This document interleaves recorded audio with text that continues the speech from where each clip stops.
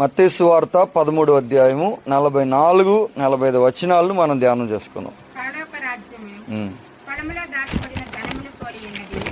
ఒక మనుషుడు దానిని కనుగొని దాచిపెట్టి అది దొరికిన సంతోషముతో వెళ్లి తనకు కలిగినదంతయు అమ్మి ఆ పొలమును కొనును. తనకు కలిగినదంతయు అమ్మి దానిని కొనును. కనుగొని పోయి ప్రభువైన యేసుక్రీస్తు వారి నామంలో మీ అందరూ కూడా శుభములు, వందనాలు తెలియజేస్తున్నాను. ప్రభువునందు ప్రియులారా, పోయిన వారం కూడా ఈ 2 వచనాలని మనం ధ్యానం చేసుకున్నాం. ఈరోజు కూడా ఈ 2 వచనాలని మనం ధ్యానం చేసుకోబోతున్నాం. ఎందుకంటే ఈ 13వ అధ్యాయము మర్మములతో కూడిన ఒక అధ్యాయం. ప్రభువునందు ప్రియులారా, ఏం మర్మములు? పరలోక రాజ్యమును గురించి దేవుడు ఎవరికీ కనపడకుండా దాచిపెట్టి ఆయన లోకానికి వచ్చి చెప్పిన మర్మము, దాచబడిన ఒక సత్యం. ప్రభువునందు ప్రియులారా, ఇది అందరికీ వర్తిస్తుంది. దీన్ని ఎవరు మార్చలేరు, దీన్ని ఎవడు కూడా కాదనలేరు. దీనిని మనం కేవలము వాడుకోవాలంతే. ప్రభువునందు ప్రియులారా, ఈరోజు నా ధ్యానం ఏమంటే, పోయిన వారం ఏం చూసామంటే పరలోక రాజ్యంలోనికి ఎవరు ప్రవేశిస్తారు? వెళ్ళాలని అందరూ అనుకుంటారు, వెళ్తున్నామని చాలామంది ఉంటారు, అసలు పరలోకంలోనే మేము బతుకుతున్నామని కొందరు అనుకుంటూ ఉంటారు. కానీ యేసుక్రీస్తు వారు చెప్పిన మాట ఏమంటే, ఈ 2 ఉపమానాలు, రెండిట్లోనూ ఒకే రకమైన ఒక విషయాన్ని ప్రభువు చెప్పారు. ప్రభువునందు ప్రియులారా, ఏమిటంటే పరలోక రాజ్యమును పొందగలిగే వారు అన్నిటికంటే ముందుగా దాని విలువను కనిపెట్టాలన్నాడు. మొదటి అంశం ఏమిటి? పోయిన వారం చూసింది, దాని విలువను వాళ్ళు కనిపెట్టాలి. లేకపోతే దాన్ని ఎంత మాత్రం కూడా పొందుకోలేరు. దాన్ని నిర్లక్ష్యమైనా పెడతారు, పక్కనైనా పెడతారు, వెక్కిరించినన్న వెక్కిరిస్తారు, దాన్ని అసలు వాళ్ళు కాలుతో తన్నినట్లుగా కూడా చేస్తారు. ఎందుకంటే విలువ తెలియదుగా. పోయిన వారం చూసాం. ఈరోజు మనం చూస్తున్న ఒక విషయం, దానిని కొనసాగిద్దాం. ప్రభునందు ప్రియులారా, ఎవరైతే పరలోక రాజ్యంలోనికి అడుగు పెడతారో, ఎవరైతే పెట్టబోతున్నారో, ఎవరైతే పెట్టగలరో వాళ్ళు చేసే ఒక పని ప్రభువారు చెప్పారు. ఇది నా మాట కాదు, ప్రభువే చెప్పారు. వీళ్ళు వెళ్తారు, ఎలా చెప్పగలవు? ఇదిగో దీన్ని బట్టి వెళ్ళే వాళ్ళు ఒక పని చేస్తారు అన్నాడు. ఒక లక్షణం కలిగి ఉంటారు, ఒక మార్గంలో వాళ్ళు ఉంటారు. పరలోక రాజ్యం యొక్క విలువ కనిపెడతారు, తర్వాత పరలోక రాజ్యాన్ని కొనుక్కుంటారు. ఈ రెండింటికి మధ్యలో ఒక పని చేస్తారు.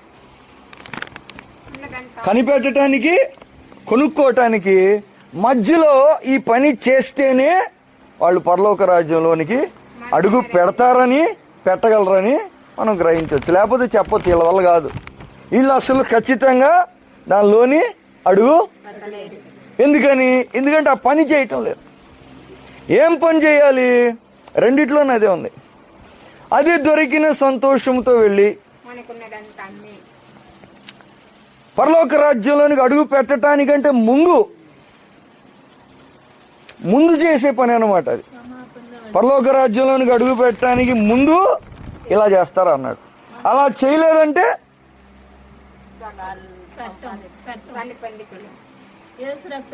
అలా చేయటం లేదు అంటే పరలోక రాజ్యంలోనికి వాళ్ళు ఎంత మాత్రం కూడా అడుగు పెట్టే అర్హత లేదు, యోగ్యం లేదు, ఆలోచన లేదు, మార్గం లేదు.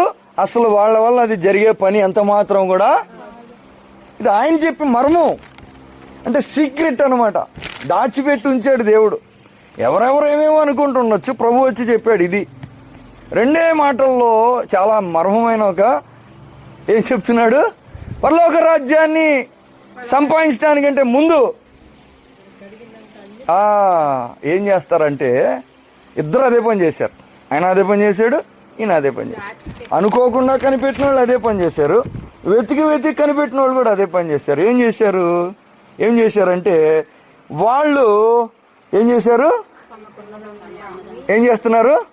అప్పటి వరకు దేన్నైతే దాచిపెట్టుకున్నారో, అప్పటి వరకు దేన్నైతే కాపాడుకున్నారో, వేటి విషయం అయితే శ్రద్ధ, మెలకు, ఆసక్తి, పట్టుదల కలిగి ఉన్నారో, అప్పటి వరకు దేనికోసం అయితే పోరాడారో, అప్పటి వరకు దేనికోసం అయితే వాళ్ళు చాలా కష్టపడ్డారో, అప్పటిదాకా ఇలా చేశారు.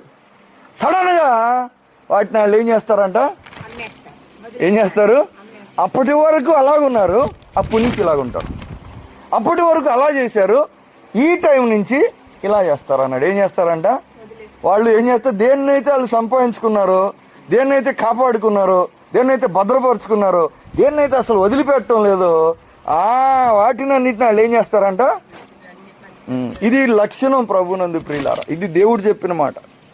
పరలోక రాజ్యాన్ని కొంటారు వీళ్ళు, పరలోక రాజ్యంలో అడుగు పెడతారు వీళ్ళు, పరలోక రాజ్యానికి అర్హులు వీళ్ళు, పరలోక రాజ్యానికి వారసులు వీళ్ళు, పరలోక రాజ్యాన్ని కలిగిన వాళ్ళు వీళ్ళు. ఎవరు? పాటలు పాడొచ్చు, ప్రార్థనలు చేయొచ్చు, బైబిల్ కూడా చదవచ్చు, కానీ ఇలా చేయకపోతే అందరు చేస్తున్నారు, మరి అందరు వెళ్తారా? అందరూ పాటలు వెనకాల పాటలు. ఓ ప్రార్థనలు అసలు ఫీల్ అవుతారన్నమాట. ప్రార్థన అయిపోతే కొన్ని చర్చిల్లో గొడవలు పెట్టుకుంటారు. నేను ఏడ్చి ప్రార్థన చేద్దాం అనుకున్న మైకులో అందరి ముందు పండగలో నాకు ఇవ్వలేదు అని చాలా ఫీల్ అయిపోయి అసలు ఈ పాస్టర్ వద్దు అంటారు. వద్దు పాస్టర్ వద్దు. అసలు ఉద్దేశం ఏమిటంటే పరలోకాన్ని మనం స్వతంత్రించుకోవాలి, పరలోక రాజ్యంలో అడుగు పెట్టాలి. దానికోసమే భక్తి అంతా. అయితే పరలోక రాజ్యాన్ని పొందుకోవాలంటే ముందు ఇది చేయాలని ఆయన చెప్తున్నాడు. ఇలా చేస్తారంటున్నాడు. ఇలా చేస్తారంట. చేయట్లేదంటే అర్థం ఏంటి? ఎట్లా చెప్తావు? నువ్వు చెప్తావా? నీకు తెలుసా మేము వెళ్తామో లేదో? నువ్వు వెళ్ళాలంటే కుదురుతుందా? వాక్యంలో ఉంది. ఏముంది? వాళ్ళ మార్గము, వాళ్ళ ప్రవర్తన ఇది. ఆ సమయం నుంచి వాళ్ళు ఏం చేస్తూ ఉంటారంటే వదిలిపెట్టడం స్టార్ట్ చేస్తారంట. దేన్నైతే వాళ్ళు దాచిపెట్టుకున్నారో, దేన్నైతే కాపాడుకున్నారో, దేన్నైతే సంపాదించారో, తనకు కలిగిందంతా ఏం చేయాలంట? ఏం చేయాలి? ఇద్దరు అదే పని చేశారు. నా మాట మర్మమైన మాట ప్రభునందు ప్రియులారా. దేవుడు స్వయంగా చెప్తున్నాడు, తనకు కలిగినదంతయు అమ్మి. అంటే ఏం చేస్తాడు? ఈ కుర్చీ అంటే అమ్మటం అంటే ఏమేమి ఉంటాడు?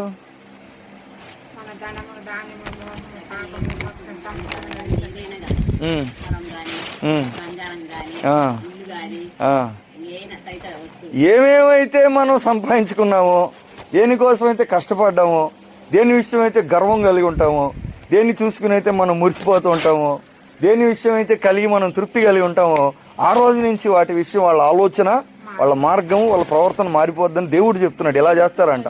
ఇడిచిపెడతారు. ఇంక ఇది నాకొద్దు, ఇది నాకొద్దు అంటూ ఉంటారు. ఏం చేస్తారు? వాటిని ఏం చేస్తారంటే ఇది లక్షణం. అలా చేయటం లేదంటే, ఎందుకంటే చెప్పాడు పరలోక రాజ్యము కొని సంపాదించుకునేది అన్నాడు. అదేగా 2 చోట్ల ఏమన్నాడు? మంచి ముత్యము, దాచబడిన పొలము. ఏం చేయాలన్నాడు? అన్ని అమ్మి దాన్ని ఏం చేస్తారంట? కొంటారా అన్నాడు. అయితే మనం ఏమంటామంటే మా దగ్గర ఏమీ లేవు, మేము ఎలా కొంటాం అంటాం.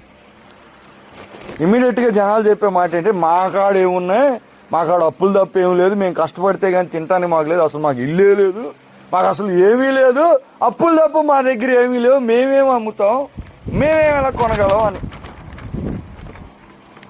మన ఆలోచన. ఇది ప్రతి ప్రాంతానికి, ప్రతి ప్రజకి, ప్రతి స్థితికి, ప్రతి స్థాయికి వర్తించిన ఒక ఉపమానం ప్రభునందు ప్రియులారా. డబ్బులతో పని లేదు, పురుషుల స్త్రీల అనే భేదమేమి లేదు, నీ వయసుతోనూ, నీ జ్ఞానంతోనూ, నీ ఆస్తిపాస్తులతో కూడా ఏమి సంబంధం లేదు. ఎందుకంటే అక్కడ ఏమనుంది? చదవండి. ఏముంది రాసిన మాట? ఏముంది? వెళ్ళి సంతోషంతో వెళ్ళి ఏం అమ్ముతారు? మా దగ్గర ఏమి లేవు అని మనం అంటాం. అంటే ఈలోకపరమైన ఆస్తిపాస్తులు మనం మాట్లాడుతుంటాం. మా దగ్గర ఏమి లేవు, మేము ఎలా కొంటాం పరలోక రాజ్యం అంటే ఆస్తిపాస్తులు మనం మాట్లాడుతున్నాం. కానీ దేవుడు ఆస్తిపాస్తుల గురించి మాట్లాడాల. దేవుడు ఏం చెప్తున్నాడంటే నీకు కలిగింది అన్నాడు. అంటే ఈ లోకంలో ప్రతి మనిషి కలిగినవి కొన్ని ఉన్నాయి. ఏమున్నాయి? అది కలిగింది అమ్మాడంట. ఏముందో మనకు తెలీదు, ఏముందో రాసి లేదు అని ఉన్నది మాత్రం అమ్మాడు. వాళ్ళకి కలిగింది అమ్మాడు. అది పొలమో తెలీదు, మీరు చెప్పినట్టు బంగారమో తెలీదు, లేకపోతే అదో తెలియదు ఇదో తెలియదు ఏంటో తెలియదు కానీ కలిగింది మాత్రం అమ్మేశారంట. ఏం కలిగి ఉన్నాం? దేవుని వాక్యం చెప్తుంది ప్రభునందు ప్రియులారా, ప్రతి మనిషి దేవుని చేత ఇవ్వబడిన కొన్ని విషయాలను కలిగి ఉన్నారు. విషయాలను, అది ఆస్తిపాస్తులతో సంబంధించింది కాదు. ప్రభునందు ప్రియులారా గ్రహించండి, ఆస్తిపాస్తులతో కాదు. మా దగ్గర ఏముంది, మేమేమి అమ్మగలము, ఇది ప్రశ్న. మొట్టమొదటి విషయం అంటే ప్రభునందు ప్రియులారా, సమయం అనేది నా దగ్గర ఏముంది మనం అంటాం. నా దగ్గర ఏముంది?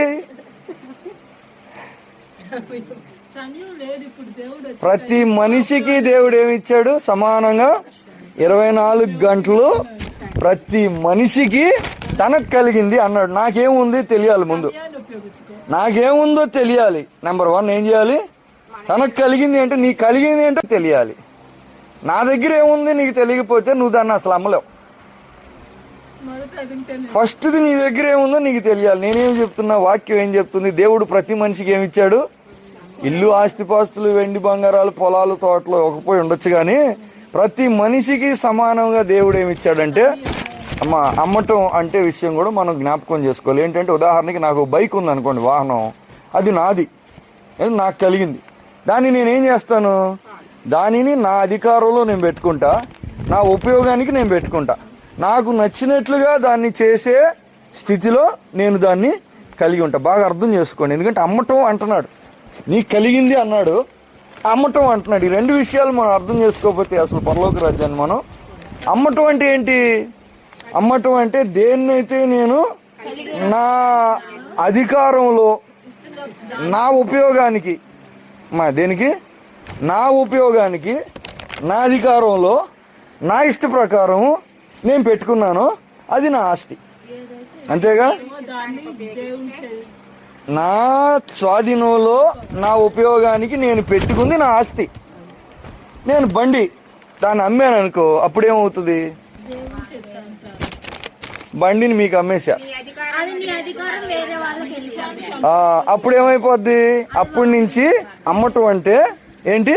అమ్మటం అంటే అప్పటి వరకు నాకున్న అధికారం ఇక మీదట అమ్మినోడికి ఇచ్చేసాను నేను. అప్పటి వరకు నాకున్న అధికారము, అప్పటి వరకు దానివల్ల నేను పొందే లాభం, అప్పటి వరకు దానివల్ల నాకు కలిగిన ఉపయోగం ఇక మీదట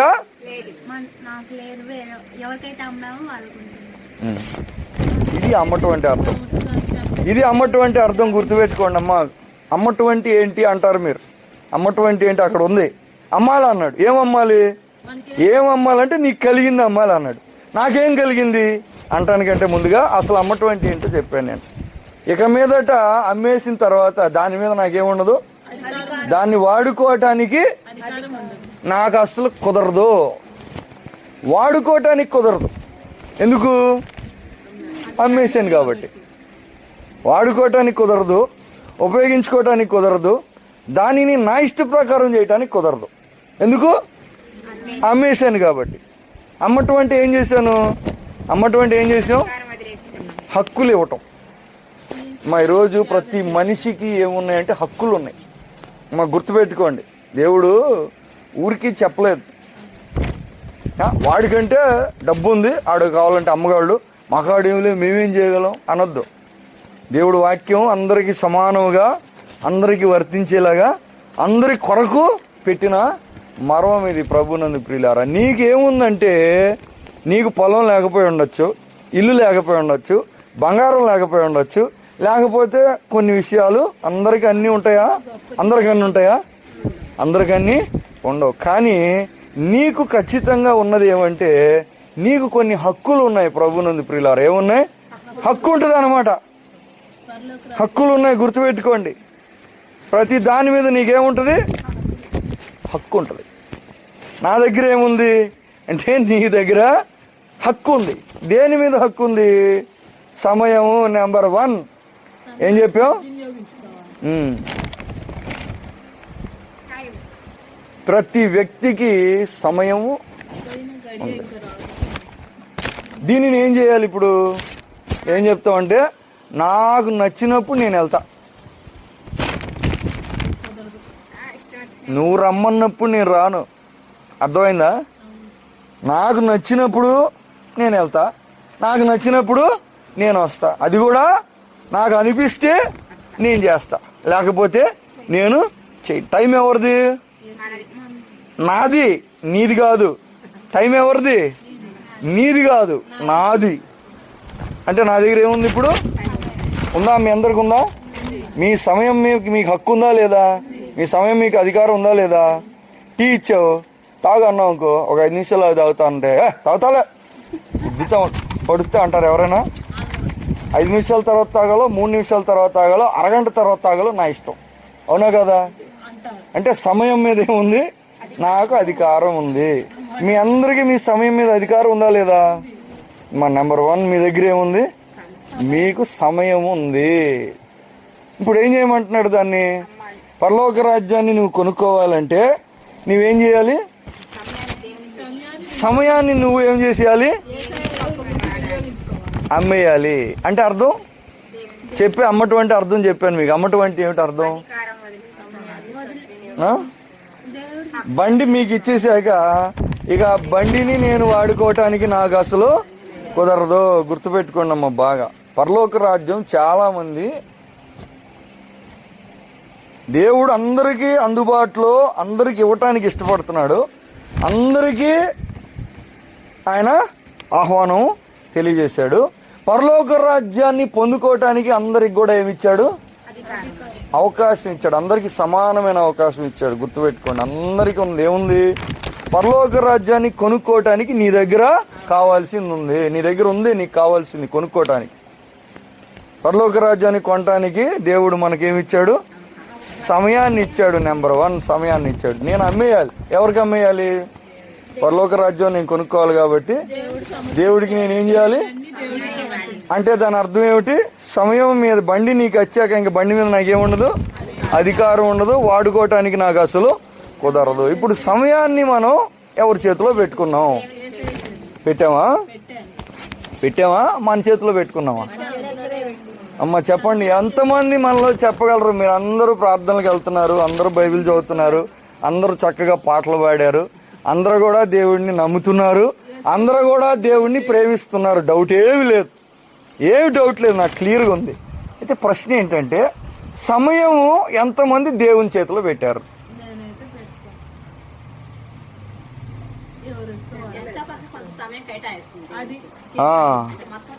అది ఎంత ఇవ్వాలో కూడా, అవును ఎంత ఇవ్వాలో కూడా, అది గంట ఇవ్వాలా, 3 గంటలు ఇవ్వాలా, 5 గంటలు ఇవ్వాలా, ఎంత ఇవ్వాలో నా చేతిలో ఉంది. ఎప్పుడు ఇవ్వాలో నా చేతిలో ఉంది. ఎవరికి ఇవ్వాలో నా చేతిలో ఉంది. ఇవ్వాలో లేదో నా చేతిలో ఉంది. ఇచ్చింది మళ్ళీ తీసుకోవటం కూడా నా చేతిలో ఉంది. దానికి జవాబు చెప్పాలో వద్దో కూడా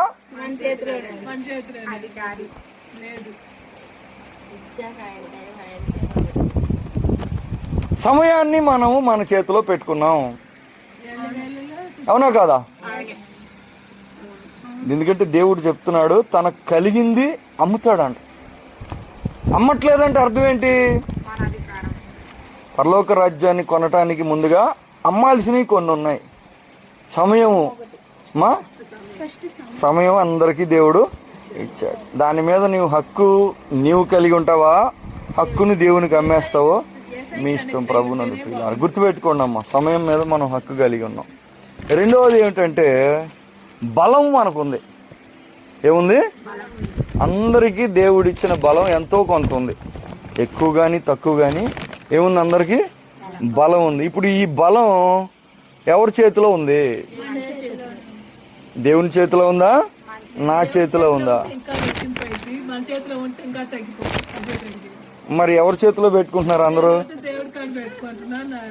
అంటే దేవుని పని కోసం నీ బలాన్ని వాడుతున్నావా, లేకపోతే సొంత పని కోసం బలాన్ని వాడుతున్నావా? లోకం కోసం నీ బలాన్ని వాడుతున్నావా, దేవుని కోసం నీ బలాన్ని వాడుతున్నావా? దేనికోసమా? అంటే నువ్వేం చేయట్లేదు, దాన్ని అమ్మట్లేదు. అంతేగా అర్థం? అమ్మటం అంటే హక్కు ఇవ్వటం అన్నాను, అంతేగా. అంటే లావాదేవీలు జరగాలి, ఆత్మ సంబంధమైన లావాదేవీలు. డబ్బులతో ఏం పని లేదు, ఎందుకంటే మా దగ్గర ఏమి లేవు అంటారు. దేవుడు ఆల్రెడీ అందరికీ సమానంగా ఇచ్చాడు. పరలోక రాజ్యాన్ని కొనటానికి దేవుడు అందరికీ అవకాశం ఇచ్చాడు, అందరికీ సమానంగా దేవుడు ఇచ్చాడు. నీవు నీ బలాన్ని నీ చేతిలోనే పెట్టుకున్నావు, నీ సమయాన్ని నా చేతిలోనే నేను పెట్టుకున్నాను, నా ప్రేమను నా చేతిలోనే నేను పెట్టుకున్నాను.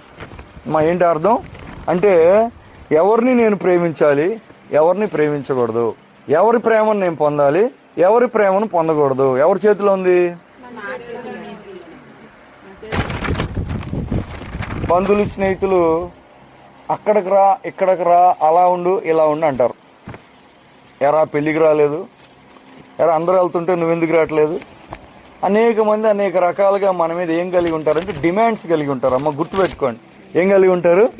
బంధువులు చుట్టాలు కాబట్టి వాళ్ళు మన మీద ఏముంటుంది, మన మీద కొంత హక్కు కొంత అధికారం వాళ్ళకు ఉంటుంది. ఎవరిచ్చారు వాళ్ళకి? అది వాళ్ళకి మనమే ఇచ్చాం. దేవుడిచ్చాడు, కొన్ని ఏం చేస్తాం, మనమే ఇచ్చాం. ఎందుకంటే వాళ్ళ ప్రేమ నాకు కావాలి కాబట్టి. ఎందుకు హక్కు ఇచ్చాను వాళ్ళకి నేను? ఎందుకంటే వాళ్ళ ప్రేమ నాకు, మా వాళ్ళు అడిగారు స్టార్టింగ్లో, నేను ఇచ్చినప్పుడు దేవుడు అవకాశం ఇచ్చినప్పుడు చేస్తా, అలా నచ్చితేనే చేస్తా, లేకపోతే లేదు నీ ఇష్టం. ఎందుకు? నా పరలోకం కావాలి, నీ ప్రేమ నాకు అక్కర్లేదు. నాకేం కావాలి? నాకు లోకం యొక్క ప్రేమ, లోకం యొక్క సర్టిఫికేట్, లోకం యొక్క సంతోషం నాకు అక్కర్లేదు. వస్తే మంచిదే, కానీ దాన్ని పోగొట్టుకుని దీన్ని పొందే పని నేను చూడండి. ఈ ఆదికాండంలో ఒక విషయం చూద్దాం. ఆదికాండంలో ఒక ఆశ్చర్యకరమైన, అంటే వద్దని నేను చెప్పటం లేదు, అసలు హక్కు మనం ఎవరి చేతిలో పెట్టుకున్నాం, ఎందుకు పెట్టుకుంటున్నాం అనే విషయాన్ని ధ్యానం చేస్తున్నాం. చూడండి, ఆదికాండం 23వ అధ్యాయము 4వ వచనం చదువుకుందాం. 23వ అధ్యాయం 4వ వచనం. కొంతమంది కొన్ని ఆశ్చర్యకరమైన పనులు చేశారు. 23వ అధ్యాయం 4వ వచనం. మీ మధ్య నేను పరదేశినిగాను పరవాసిగాను ఉన్నాను, మృతి పొందిన నా భార్య ఉండకుండా ఆమెను పాతి పెట్టుటకు మీ తావున. ఇది ఎవరెవరితో చెప్పారో మీకు తెలుసా అమ్మా? ఎవరెవరితో చెప్పారు? ఒక ఆయన కొంతమందితో ఏమంటున్నాడంటే, అయ్యా మీ మధ్య నేను పరదేశిగాను పరవాసిగా ఉన్నాను, నా భార్య ఇప్పుడు చనిపోయి ఉంది, ఈమెను పాతి పెట్టడానికి నాకు ఏం కావాలి? శ్మశాన భూమి కావాలి అని చెప్పి 19వ వచనం చూడండి, 16వ వచనం చూడండి, 16వ వచనం.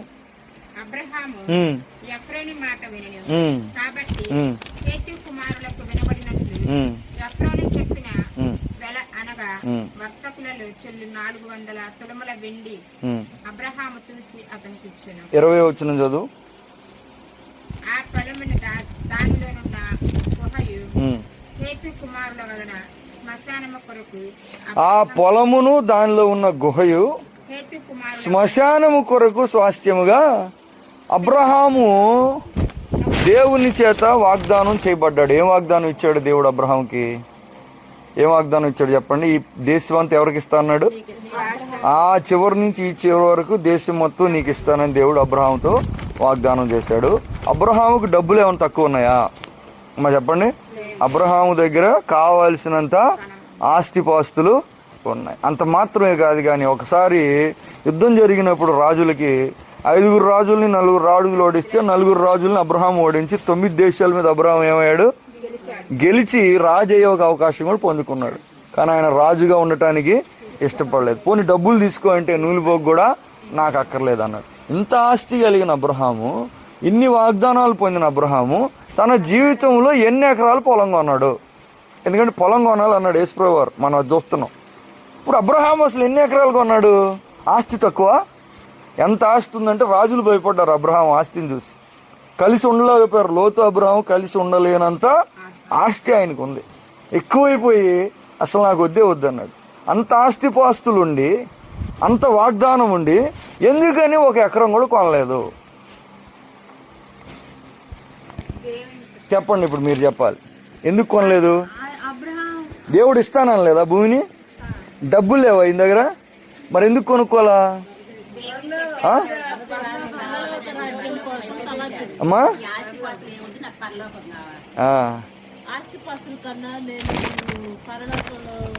చెప్పండి మీరు ఎందుకంటే ఈ విషయాన్ని మనం ధ్యానం చేయాలి. ఎందుకంటే పొలం కొనమన్నాడు, పరలోకం అనే పొలం నువ్వు కొనాలి అంటున్నాడు. పరలోకం అనే పొలం కొనటం సందర్భంగా అసలు పొలం కొన్న వాళ్ళు ఎవరనే ఒక 4 విషయాలు చూడబోతున్నావు ఇప్పుడు. ఎందుకంటే నువ్వు అమ్మాలి, నువ్వు కొనాలి. ఏం అమ్మాలి? నీకు కలిగింది అమ్మాలి. అసలు ఏం కొన్నారో ఎందుకు కొన్నారో చూద్దాం మనం ఇప్పుడు. అబ్రహాం ఏం కొన్నాడంట?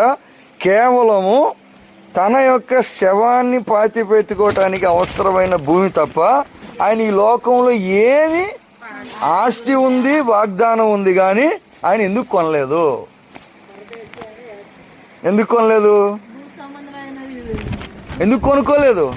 ఒకవేళ అబ్రహాముకున్న ఆస్తి మనకుంటే మనం ఏం చేస్తాం? 100 కోట్లు ఉండుంటాయా?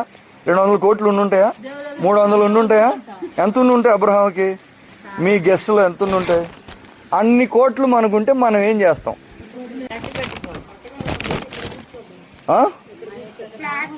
అసలు నీకు కనపడం అంటారా? ఒకటే మాట, అసలు నీకు అసలు మేము కనపడము.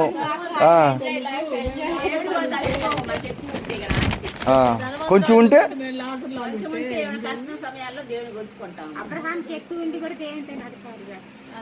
ధ్యానం చేయాలి. ఎందుకంటే దేవుని వాక్యము ఊరికే రాయలేదు ప్రభునందు.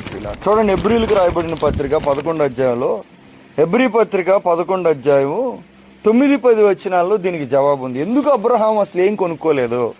కావాల్సినంత డబ్బున్నా కూడా అదంతా ఆయనదేగా. దేవుడు ఆయనకే ఇచ్చాడు, వాగ్దానం ఆయనకు ఉంది, యుద్ధం చేసి కూడా ఆయన సంపాదించాడు, డబ్బులు కూడా ఆయనకు ఉన్నాయి. మరి ఎన్ని ఉన్నా కానీ అబ్రహాము అసలు దాని విషయం ఆయన అసలు పట్టించుకోలేదు. ఎందుకంటే పరలోకాన్ని అబ్రహాం ఎలా పొందాడో మనకు తెలియాలి. మనం కూడా పరలోకం కోసమేగా అంత చేస్తున్నాం, కానీ పొందే స్థితిలో మనం ఉన్నామో లేదో ధ్యానం చేయాలి. చూడండి 9-10 వచనాలు ఏముంది? ఆ వాగ్దానమునకు సమాన వారసులైన ఇస్సాకు, యాకోబు అను వారిని గుడారములలో నివసించుచు అన్యుల దేశములలో ఉన్నట్టుగా వాగ్దత్త దేశములో పరవాసులైన ఏలైనగా దేవుడు దేనికి శిల్పియు నిర్మాణకుడనై ఉన్నాడు. పునాదులు గల ఆ పట్టణము కొరకు అబ్రహాము ఎదురు చూపుచుండును. మా ఏముంది? అబ్రహాము, ఇస్సాకు, యాకోబు విస్తారమైన ఆస్తిపాస్తులు ఉన్నా గాని వాళ్ళు ఎక్కడ ఉన్నారంట? పరదేశులుగా ఉన్నారంట భూమి మీద. ఎలా ఉన్నారు? పరదేశులుగా ఉన్నారు, పరవాసులుగా ఉన్నారు. ఎందుకున్నారు అంటే మా ఏలైనగా చూడు ఏముంది 10వ వచనం, దేవుడు దేనికి శిల్పియు నిర్మాణకుడై ఉన్నాడు, పునాదులు గల పట్టణం కొరకు అబ్రహాము ఎదురు చూచుచుండెను. అబ్రహాము దృష్టి అంతా దేని మీద ఉంది? అబ్రహాము దృష్టి అంతా పరలోకం మీద ఉంది. కాబట్టి ఆయన ఈ లోకంలో అసలు ఏమి కూడా సంపాదించుకునే అవకాశం ఉన్నా, సంపాదించుకోవటానికి ఆయనకి అన్నీ ఉన్నా ఆయన అసలు దాని విషయం పట్టించుకోలేదు. కేవలము తన దేహం పెట్టాలి కాబట్టి అప్పుడు కొన్నాడు ప్రభునందు. ప్రియులారా, అమ్మ చూడండి, దృష్టి దేని మీద ఉంది అబ్రహాముకి? పరలోకం కొనాలని ఆయనకు ఉంది. కాబట్టి ఆయన ఈ భూలోకంలో ఒక 10 ఎకరాలు కొంటే నా మనసు అంతా దాని మీద ఉంటదేమో అని ఆయన బహుశా కొనలేదేమో. అసలు ఆ విషయం దృష్టి మాత్రం ఆయనకి ఎక్కడుంది? పరలోకం మీద ఉంది. మన దృష్టి ఎక్కడుంది ఈరోజు?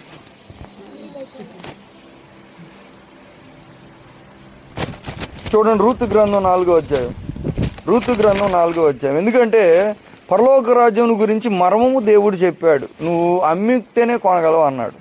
ఏం అమ్మాలి? నీకు కలిగింది అమ్మాలి. అమ్మినోడు ఎవడైనా ఉన్నాడా? ఈ విషయం చూస్తున్నావు. అక్కడ అబ్రహాం కనపడుతున్నాడు ఆల్రెడీ. అబ్రహాం అసలు ఏం వదిలిపెట్టాడు? ఇదంతా పొందే ఛాన్స్ ఉన్నా కానీ ఆయన దాన్ని అసలు. రూతు గ్రంథం 4వ అధ్యాయం చూడండి 3వ వచనం.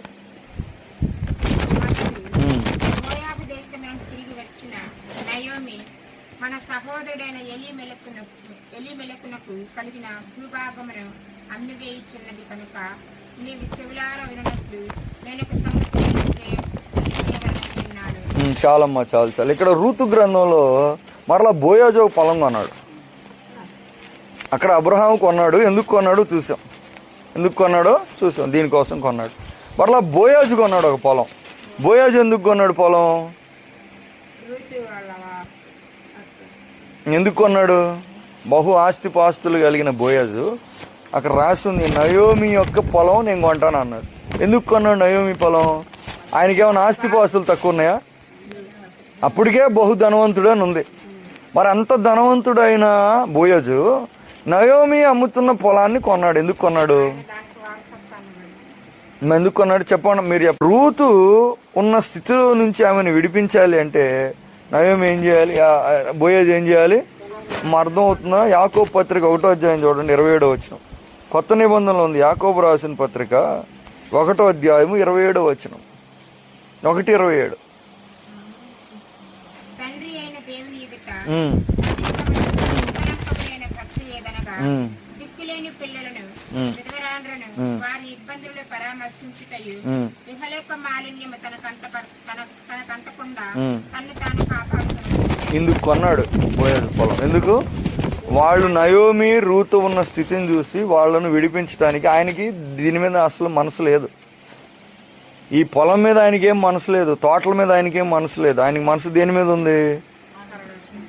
ఆయన వాళ్ళ జీవితంలో వాళ్ళకి ఏదైనా ఒక మేలు చెయ్యాలి అనే ఒక ఉద్దేశం కలిగి అబ్రహాం ఎందుకు కొన్నాడు? బోయజు ఎందుకు కొన్నాడు? చూడండి, ఈ లోకంలో ఆ లోకాన్ని సంపాదించడానికి, పరలోకాన్ని సంపాదించడానికి దాని మధ్య ఉన్న ఒక వ్యత్యాసం, దాని మధ్య ఉన్న ఒక విధానాలు మనం చూస్తున్నాం. మరలా దావీదు కూడా కొన్నాడు ఒకటి. చూడండి, సమూయేలు గ్రంథము 2వ సమూయేలు 24వ అధ్యాయం 24వ వచనం. 24. 2వ సమూయేలు 24వ అధ్యాయము 24వ వచనం. రాజు నేను అలాగు తీసుకున్నాను, వెల ఇచ్చి నీ యొద్ద పొందెను. వెల ఇయ్యక నేను తీసుకున్నా దానిని నా దేవుడైన యెహోవాకు దహన బలిగా అర్పించునని అరౌనాతో చెప్పి ఆ కళ్ళమును ఎడ్లను 80 తులముల వెండికి కొనెను. దావీదు కూడా కొన్నాడు. అంటే ఎందుకు కొన్నాడు? దావీదు దేశం మొత్తానికి రాజు.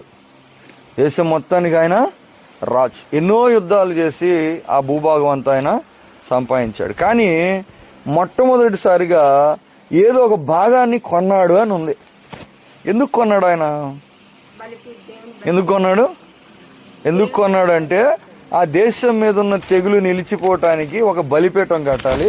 ఆ బలిపీఠం ఎక్కడ కట్టడానికి అనుకూలంగా ఉందో అంటే మహిమను దించడానికి, నీతిని సంపాదించుకోవటానికి దావీదు ఏం చేశాడంటే తాను ఒక అరవన కళ్ళెమును కొన్నాడు. అక్కడ యేసు ప్రభు వారిన తర్వాత ఇదంతా కూడా మనకు తెలుసు. ప్రభునందు ప్రియులారా, అంటే కొనేవాళ్ళు ఎందుకు కొంటున్నారు?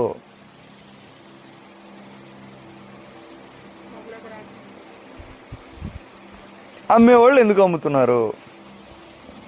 ఇంకొకడు ఉన్నాడు, నాబోతు అనే ఒక తోట కొనటానికి ఆహాబు అనే ఒక రాజు ఉన్నాడు. అబ్రహాం ఏమో ఎందుకు కొన్నాడు?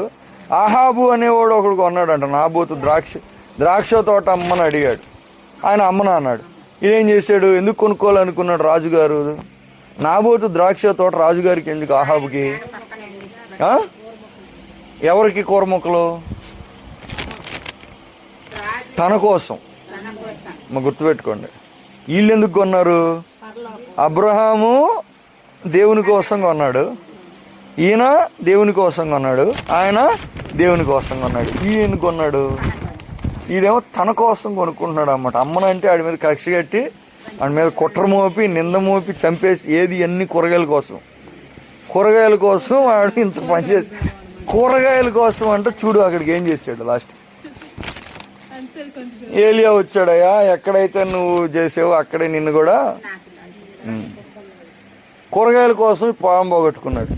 ఒక పూట కూర కోసం వేసావని ఒకడు అమ్మేశాడు. అంటే ఇక్కడ కూరగాయల కోసం దేశం మొత్తానికి అక్కడ దేవుణ్ణి అమ్మేసినోడు ఒకడు ఉన్నాడు 30 వెండి కాసుల కోసం అమ్మేసి వాళ్ళు ఏం చేశారు? దేనికోసం? 30 వెండి నాణ్యాల కోసం దేవుణ్ణి అమ్మేశాడు ఒకడు. ధనవంతుడు ఒకడు మోకాళ్ళు వేసాడు యేసు ప్రభు దగ్గర. అయ్యా, పరలోకానికి వారసుడు అవటానికి నేనేం చేయాలంటే దేన్ని వదిలిపెట్టాడు? దేన్ని పట్టుకున్నాడు? అంటే ఈ భూలోకంలో ఉన్న దానికోసం వాడు దేన్ని వదిలిపెట్టాడు?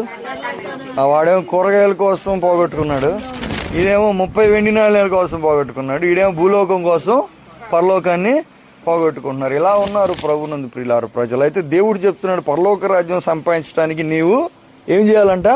నీకు కలిగినే నువ్వు అమ్మాలి అన్నాడు. మొదటిది సమయము, రెండవది బలము, మూడవది నీకున్న ధనము. నేను అనలేదు కానీ సిస్టర్ గారు చెప్పారు, మంచిది. ధనం అంట. ఏం చేయాలి ధనాన్ని? చెప్పు, మళ్ళీ చెప్పు, చెప్పమ్మా, మళ్ళీ చెప్పు, నువ్వు చెప్పమ్మా, ఎందుకంటే నువ్వు చెప్పొచ్చు, నీకు మంచి మీ కొడుకు సెట్ అయ్యాడు కాబట్టి నువ్వు చెప్పొచ్చు. చెప్పు, ఏం చేయాలి ధనాన్ని? ఏం చేయాలి ధనాన్ని? చెప్పు. దేవుని కోసం అంటే పరలోకం కోసం వాడాలి. సమయాన్ని వాడాలి, బలాన్ని వాడాలి, నీ ప్రేమని, సంబంధాన్ని, సహవాసాన్ని వాడాలి. అవకాశం ఉంటే ధనాన్ని కూడా నీవు వాడాలి. ప్రభునందు ప్రియులారా, వాడాలి నీవు. దాన్ని నువ్వేం చేయాలి? దాని మీద నీవు హక్కులు దేవుడికి అమ్మేయాలి. హక్కుని ఏం చేయాలి? నా డబ్బులు, నా ఇష్టం, నా శరీరం కూడా దేవునికి ఇవ్వాలి. రోమపత్రిక 12వ అధ్యాయంలో ఉంది, అందరికి ఏమున్నాయి? దేవుడు ఇచ్చిన శరీరం ఉంది. దీని మీద హక్కు ఎవరికి ఇవ్వాలి? ఇప్పుడు నా ఒళ్ళు, నా ఇష్టం, నా జుట్టు, నా ఇష్టం, నా గోళ్ళు, నా ఇష్టం, నా నోరు, నా కళ్ళు, నా ఇష్టం, అన్నీ. అమ్మ గ్రహించండి, దేవుడు చెప్తున్నాడు, శరీరాన్ని కూడా మీరు దేవునికి సజీవ యాగంగా ఇవ్వండి అన్నాడు. చెప్పాడా లేదా? బాప్తీసం ఎవరైతే తీసుకున్నారో, దేవుడిని ఎవరైతే ఆరాధిస్తున్నారో వాళ్లకు 12వ అధ్యాయం రోమపత్రికలో ఏం చెప్పాడు?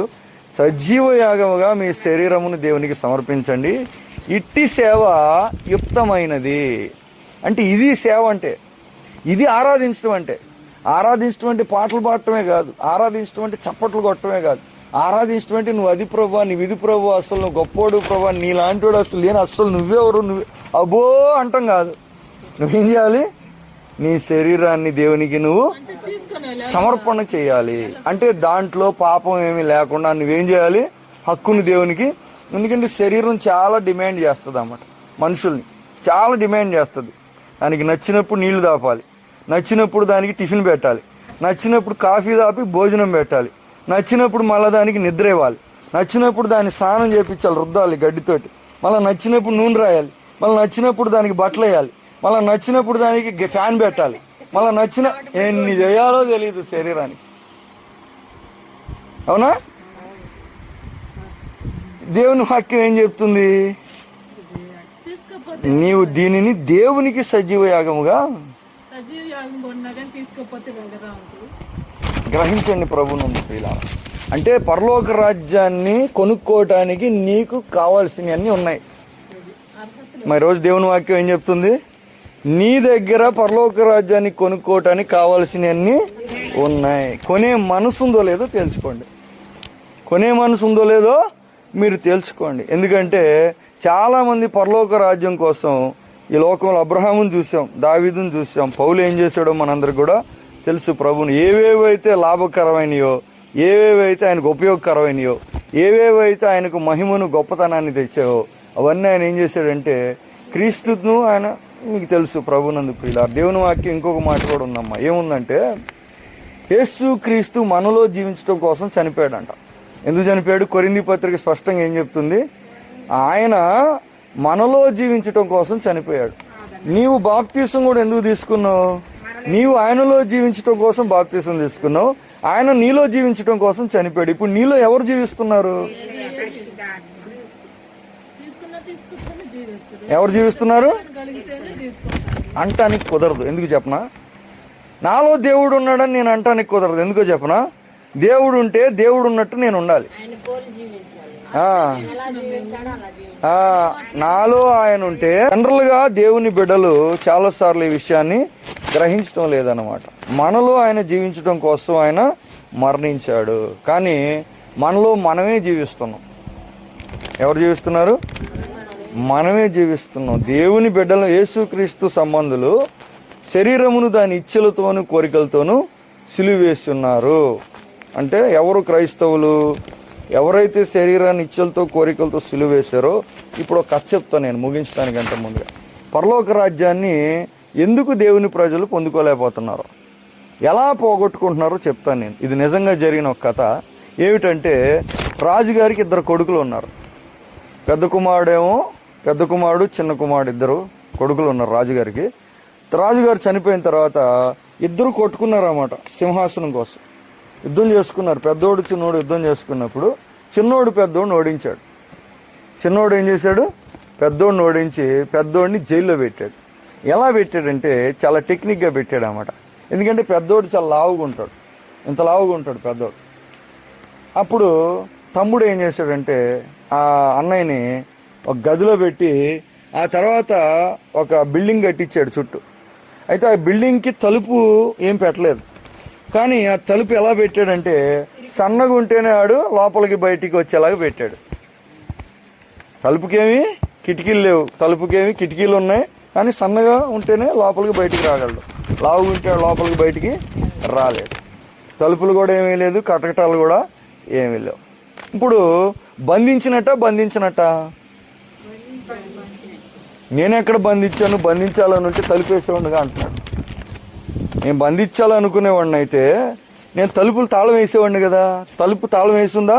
అసలు తలుపే లేదు. మరి నేను ఎక్కడ బంధించినట్టు అంటాడు. మరి నేనేళ్ళు వస్తున్నాను కదా, ఎందుకు ఆడిని ఎవరిని ఆపుతున్నారా సన్నగా అవటానికి? సింహాసనం కోసం వాడు బయటికి రావచ్చు కదా.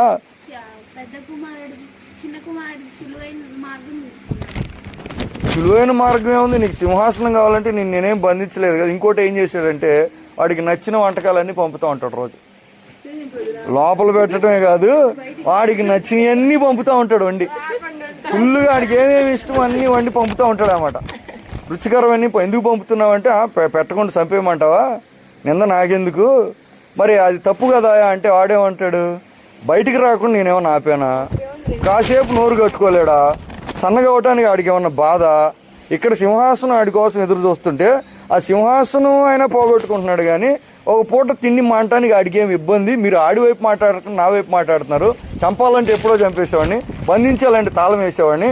వాడికి కొవ్వెక్కి వాడికి ఒళ్ళు బలిసి వాడు నోరు ఆపుకోలేక వాడుంటే వాడిని అనకుండా నన్ను ఎందుకు అంటున్నారా అంటాడు.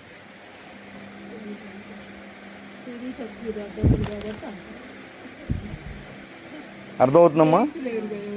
ఇప్పుడు పెద్దోడు ఎవడంటే చాలాసార్లు చిన్నోడు ఎవడంటే సాతాను. చిన్నోడెవడు? సాతాను అన్నమాట.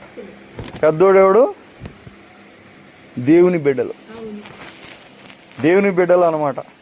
చాలాసార్లు సాతాను వాళ్ళు బయటికి రాకుండా ఉండటానికి వాళ్ళకి నచ్చినవన్నీ వాళ్ళకి అందుబాటులో రాకుండా ఆపట్లేదు, కానీ రాకుండా ఉండటానికి చేయగలిగినవన్నీ కూడా చేస్తున్నాడు అన్నమాట. దేవుని దగ్గరికి రాకుండా, పరలోక రాజ్యంకి వెళ్లకుండా, వాక్యం చదవకుండా, ప్రార్థన చేయకుండా, దేవునికి నచ్చినట్టు జీవించకుండా చేయటానికి ఏమేం చేయాలో అన్నీ చేస్తున్నాడు. కానీ సాతాను మీద తప్పు కూడా మోపటానికి లేదు. ఎందుకని? తలుపు తీసే ఉంది. కావాలంటే నోరు కట్టుకుంటే ఏం చేయొచ్చు, సన్నగా అయి బయటికి రావచ్చు, సింహాసనం ఎక్కచ్చు, తర్వాత కావాలంటే తినచ్చు. ఇది క్రైస్తవుల యొక్క పరిస్థితి. ప్రభునందు ప్రియులారా, పరలోక రాజ్యాన్ని పోగొట్టుకోవడానికి కారణం ఇదే. చాలాసార్లు మనం వదిలిపెట్టాల్సిన విషయాలను మీరే చెప్పారు. ఇప్పుడు సమయం మీద ఎవ్వరూ కూడా దేవునికి అధికారం ఇవ్వలేదండి అంటున్నాం. శరీరం మీద ఇచ్చామా? ఎంతవరకు ఇచ్చామో మనకే తెలుసు. కొంత అయితే అందరూ ఇచ్చుంటారు. పూర్తిగా ఇచ్చామని గ్యారంటీ మనం సమయం మీద కానీ, బలం మీద కానీ,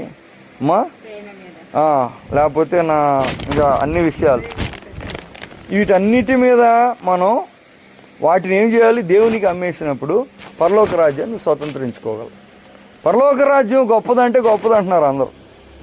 పరలోక రాజ్యంలో మహిమ ఉంది, పరలోక రాజ్యంలో దేవునితో నిత్యత్వం ఉంది, పరలోక రాజ్యంలో దేవుని పోలిక ఉంది, పరలోక రాజ్యంలో అన్నీ ఉన్నాయి, అన్నీ తెలుసు. కానీ ఇక్కడ అమ్మటం కోసం, కొనటం కోసం అమ్మట్లేదంటే అర్థం ఏంటి? కనిపెట్టాడు ఒకడు ఇక్కడ నిధి ఉందని, కానీ వచ్చి దాన్ని కొనే ప్రయత్నం చేయట్లా. దాని అర్థం ఏంటి? ఈరోజు ఆలోచన చేయండి. ఎందుకంటే ప్రభు స్పష్టంగా చెప్పాడు, నీవు కలిగినవి అమ్మి పరలోక రాజ్యాన్ని కొనాలి. ఇది డబ్బుకు సంబంధించింది కాదు. అందరికీ నీ శరీరం నీకుంది, నీ సమయం నీకుంది, నీ బలం నీకుంది, నీ తలాంతులు నీకున్నాయి, నీ కోరికలు నీకున్నాయి, అన్నీ నీకు ఉన్నాయి. దాన్ని నీకు నచ్చినట్టు వాడుకోకుండా ఎవరు కూడా ఆపలేరు. అదే సమయంలో దేవునికి నచ్చినట్టు వాడకుండా కూడా ఎవరు మనల్ని ఆపలేరు. కనుక తీర్మానం ఇప్పుడు మనదే. పరలోక రాజ్యం కొనటానికి అన్ని దేవుడు ఇచ్చాడు. కొనే మనసు ఉందో లేదో, ఆ మార్గంలో నీవు ఉంటే ఆ మనసు నీకు ఉన్నట్టే. ఆ మార్గంలో నీవు లేకపోతే ఆ మనసు. అని ఈరోజు ప్రభునందు ప్రియులారా, మనం దేవుని సహాయం అడుగుదాం, దేవుని జ్ఞానం మనం అడుగుదాం. పరిశుద్ధులు భక్తులు అనేక మంది చాలా విషయాలను పక్కన పెట్టేసి పరలోకం కోసం వాళ్ళు ఏం చేశారంటే పరుగులు ఎత్తారంట. పరలోకం కోసం వాళ్ళు చాలా విషయాలు వదిలిపెట్టారు. స్టార్టింగ్లోనే చెప్పాను నేను, వదిలిపెట్టేశారు అవన్నీ కూడా. ఎందుకు వదిలిపెట్టారు? పరలోకం కొనాలి కాబట్టి.